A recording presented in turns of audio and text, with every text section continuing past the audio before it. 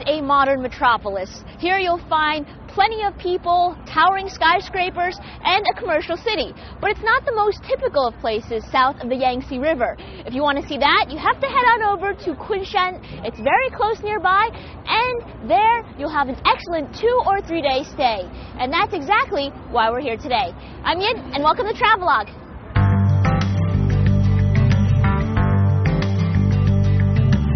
That was a quick 20-minute ride from Shanghai. And here we are now in Kunshan, where there's 3 very famous water villages. We're going to head on over right now to Tiandong. And I think I see plenty of buses over there, so going to hop on.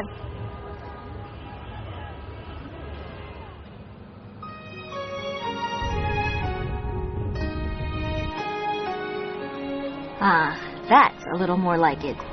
Stone bridges, flowing streams, and quaint houses along the waters. This is the typical scenery of the area just south of the Yangtze River, a region named Jiangnan in Chinese.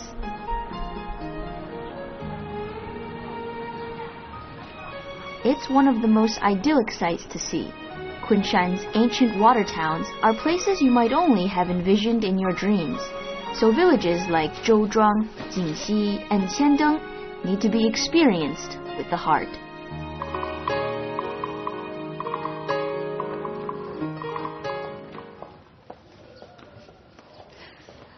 If you come to Kunshan, one place you certainly can't miss is the ancient water village known as Tiandong, and it's typical of the southern water villages just south of the Yangtze River.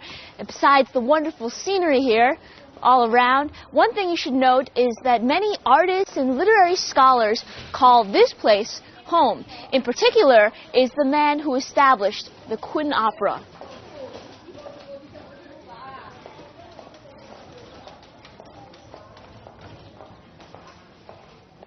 Tiandong's history dates back 2,500 years.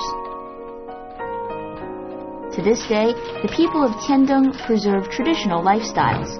You'll find shopkeepers taking down their wooden plank boards and opening up shop if you can get up early. Before tourists get here, locals get ready for a brand new day. And being a water village, it's no surprise that water is deeply rooted in the culture of the village.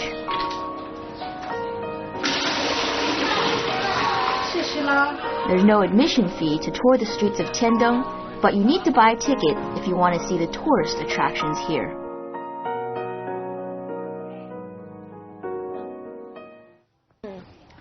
This is a strange shop here.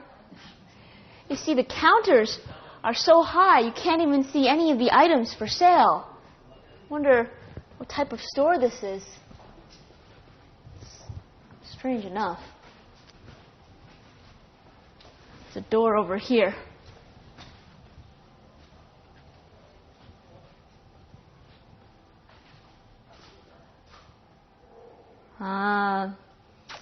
It's a pawn shop. This pawn shop was built in the late Ming, early Qing dynasty. The goods that could be pawned here range from clothing and common items to jewelry and other expensive goods. Since this was a high-class pawn shop, the pawn manager would evaluate the prize goods, whereas his attendants would examine the cheaper items. Back then, this was the largest pawn shop in the Jiangnan area. The owner of this pawn shop was the Yu family, a wealthy family who lived in this large complex with over 120 rooms scattered over 6 buildings. These are 6 vertically lined one after the next. So, as you walk deeper into the buildings, you can see different halls and the entire complexity of the residence. This was the living quarters of the elite.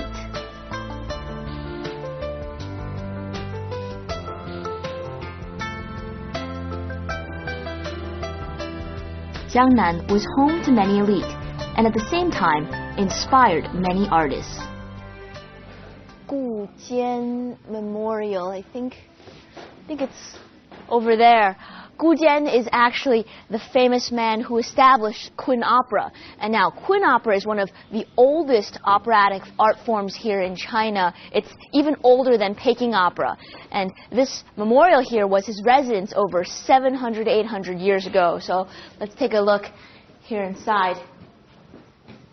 Now, it's said that if you come on the holidays or the weekends, you just might be lucky enough to catch a performance by one of the leading actors of Kun opera. It's a little bit quiet on today, but maybe when you come around, you'll see something special. Kun opera has been listed as a World Cultural Heritage and served as the mother of hundreds of Chinese operas. On the second floor of the Gujian Memorial, you'll find introductions to Gujian's life and Kunxu.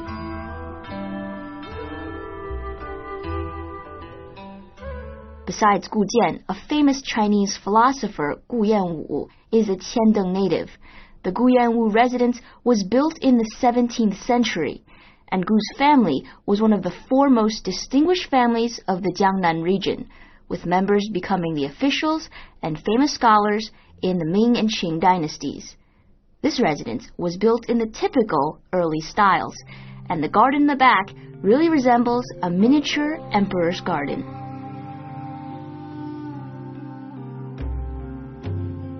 The people of the water village live peacefully in homes alongside small bridges over flowing waters.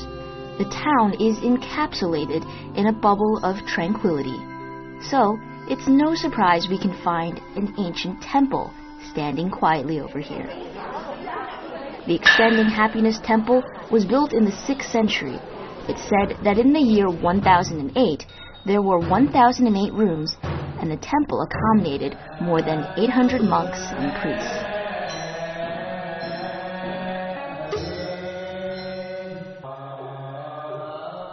There's no better place than this water village for a temple, where we are swept away from the modern world to focus on the inner spirit.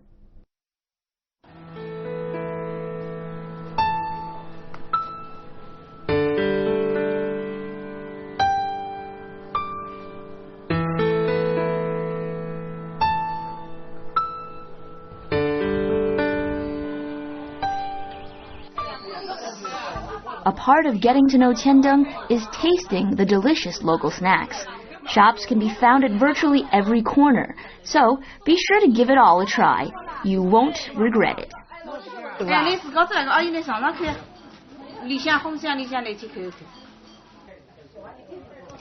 You know, along these alleys, the most common thing you'll find are snack stores.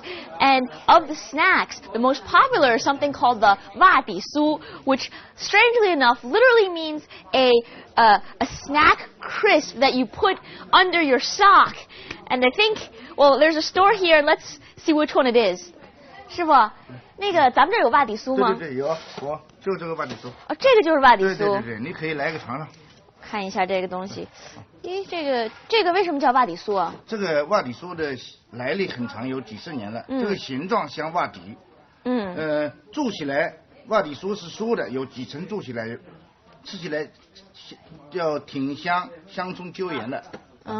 So you don't actually put this in your sock, but the snack itself sort of resembles an insole. And wow, you have scallions, and let's try the flavor. Really fragrant. It's salty and sweet. And 这个是您自己做的吗？对，我们自己做的，里面有工厂，你可以来看。能看看吗？对，来。好。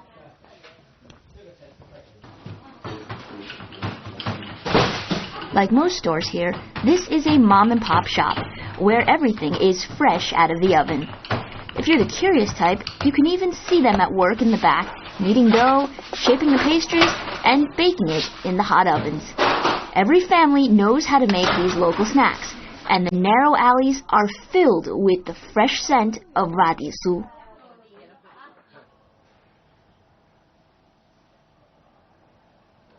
Look at these unique little handicrafts here. 哎，师傅，这些都是什么东西做的呀？这是那个橄榄核。那这些工艺品都是您自己做的吗？一部分是我自己做的，有一部分呢是那种学徒做的。那这个需要多长时间能做好？这个嘛要看图案的，一般像这种东西呢，只要2-3个小时就可以完工了。你看这个船嘛，这个船就费事了，你用放大镜放一下看一下。我看一下这个。很精致的，这个窗户可以打开的，又叫合舟记。Wow, this one. It's really intricate. You need to make it bigger, and you see actually the details.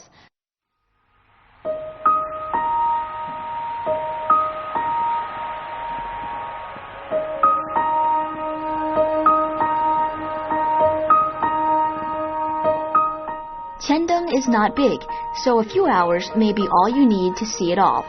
But I would recommend that you stay here for at least an entire day to experience the full flavor of the water town from sunrise to sunset.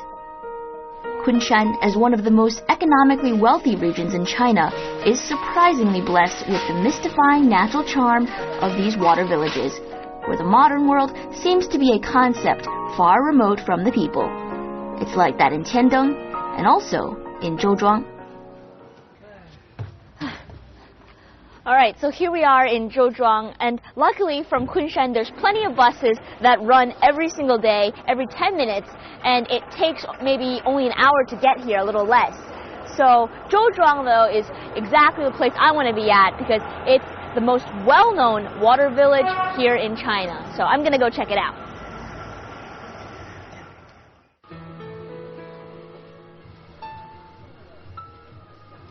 Zhouzhuang is commonly referred to as the #1 water village in China, with around 900 years of history.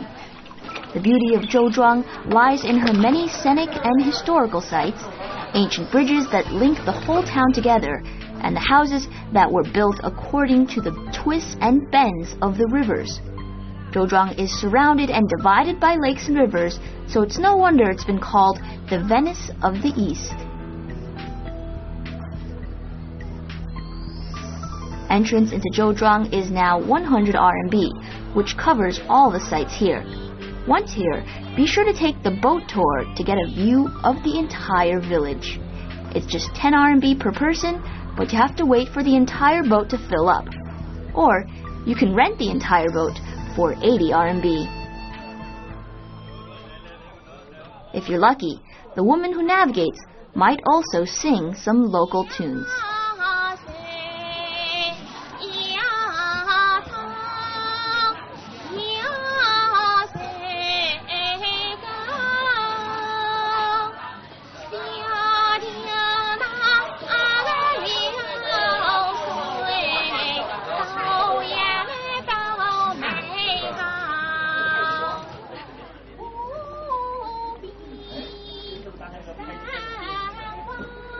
Of course, the best way to experience the water village is a boat ride here through the narrow waters. Here you'll get a view of the people walking along the bridges, and especially in the drizzle, you'll feel the serenity of the entire environment. And of course, combined with the sound of the most traditional singing.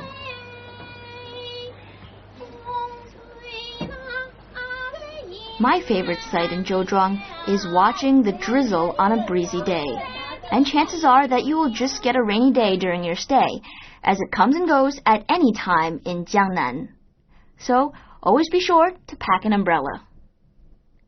On days like this, the glistening stone pavements, black tiled roofs, and slightly perturbed water surface paint a particularly artistic picture.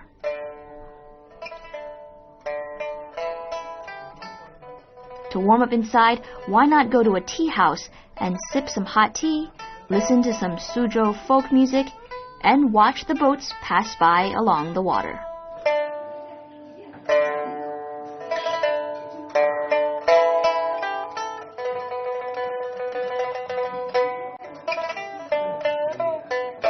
For some people, sitting by the water may sound like a waste of time, but in Zhouzhuang, nothing is more enjoyable.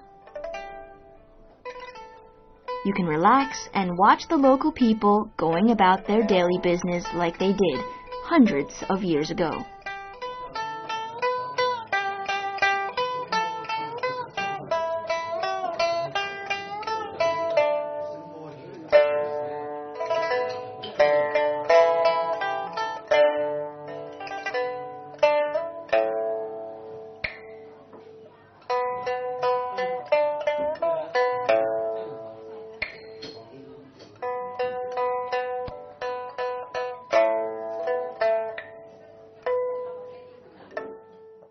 Most of the residential houses in Zhouzhuang were built during the Ming or Qing dynasties. Shenting residence was built in 1742 by the descendant of the first millionaire of the Jiangnan region, Shen Wansan. This mansion is more than 2,000 square meters and serves as an extraordinary example of how the rich lived in feudal China. There are more than 100 rooms, and each item in the room is made with particular attention to detail. This place look familiar at all? Well, Shenting has been used as the set for several Chinese movies. This is a pretty interesting view from upstairs. Just like back in the old days when girls would stand up here and get a little peek at the men who would come and try to court them. They weren't allowed to come face to face with these men, but they could get a little look through the corner of their eye. Pretty interesting.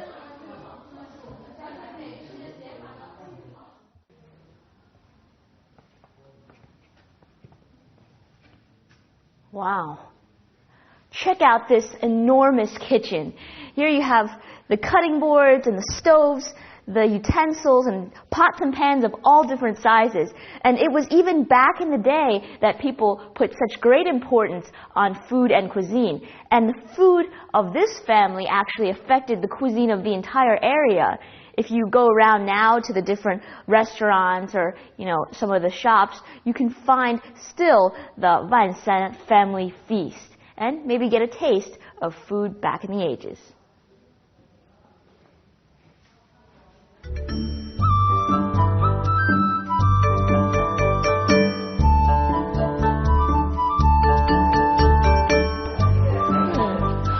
Along this cultural street, a lot of things that you'll find are crafts, but in particular, it's these handmade crafts that appeal the most. And for instance, see this woman over here? She's making cloth and using this spinning wheel to make the items in her store. Let's take a look inside here. Next step is actually weaving it, see? It's hard to imagine that everything here is made by this process. And back over here is a store with shirts and bags and children's clothing. You can see all sorts of that. Look at that. It's the local style. And although most people don't wear this anymore, some people still do, the elderly and maybe traditionals. 老板，能看一下这件吗？好的，可以的。Okay.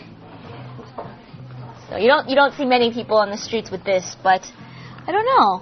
Maybe it does sort of would look good on me. Not quite sure about the taste. What do you think? Huh?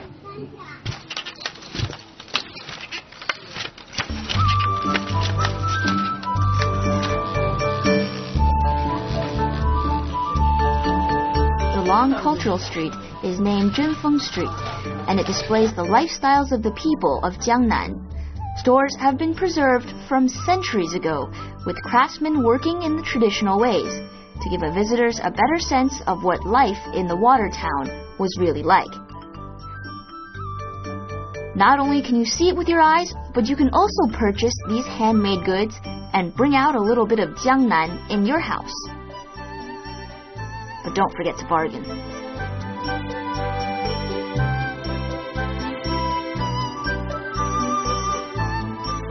Did you buy anything? Well, there's lots of things by my feet and everybody carrying things. But so, many things. Let's see. Okay. Let's see what we get. Are they all? Oh, we got the little. I love the little shoes. I have a shoe collection. I have. This is the cloth. The cloth. The very simple cloth. Silk scarves. Oh, I like this. This is my favorite. They actually have my size here. What is this? This is of the of the town with the boat. It can be said that the spirit of the town is buried in the water. It's these water paths that form the bloodline of the city, and you can sense the strong water culture that affects every aspect of people's lives. Whereas we have streets and roads, Zhouzhuang's streams are the main means of transportation. Jiangnan's weather is mild all year round, so it's a good tourist destination anytime. However, you have to dress warmly in the winter. Although the temperature is not low, the dampness makes the air feel chillier than it actually is. It's a really beautiful village and you should definitely go. Yeah, you have never seen anything like it.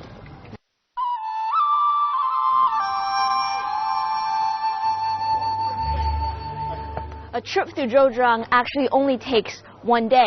However, I highly recommend that you stay here overnight because come nighttime, you get a completely different face of the entire water village, lit up by lanterns and glistening waters. It's something you definitely have to experience.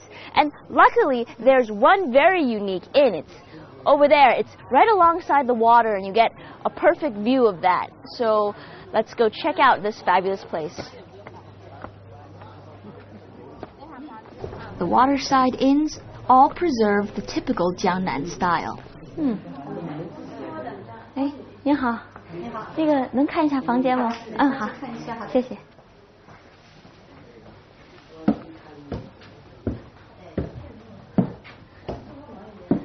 These are very old steps here, and you can see this room is quite dim, so you have to be very careful when climbing up.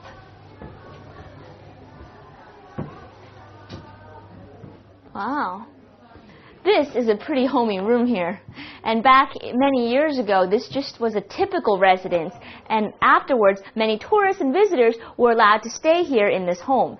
And even today, you see the bedding all the way to the curtains and to the chairs even. It's very traditional local flavor, just of the water villages south of the Yangtze River. But the main reason why I chose this room was the view from the window. And I think I can get a view of the water.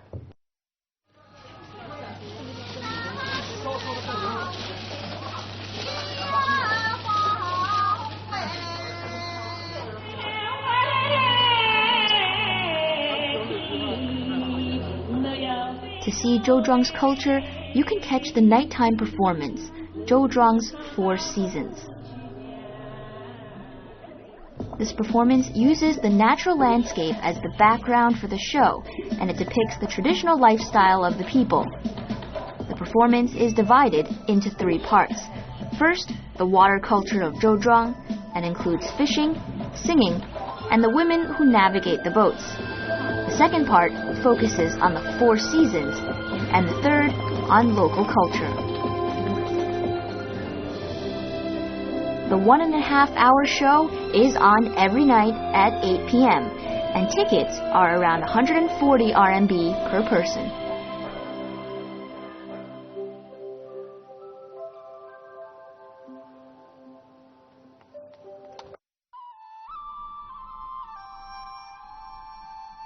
Now that we've satisfied our eyes, it's time to satisfy our stomachs. If you have half a day, head to Yangchenghu. From Kunshan, there's a direct bus line that takes only 20 minutes. There, you can enjoy some of the most famous hairy crab. During the fall months, hordes of people will gather here to enjoy this delicacy. And the crabs are generally priced high, from at least 60 to over 100 RMB per crab, depending on size. And speaking of size, the crabs here are as big as 250 to 300 grams. And they're expensive because the water quality is excellent and the crab meat is very tender.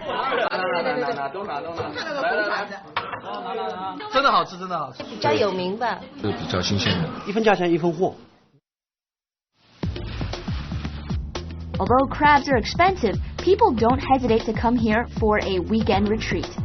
The over 400 restaurants are all packed. So it's advised that you reserve 2 weeks in advance. Come nighttime, the lights light up and people rush on over from far and wide for one thing. And that is to enjoy the local, very delicious crab.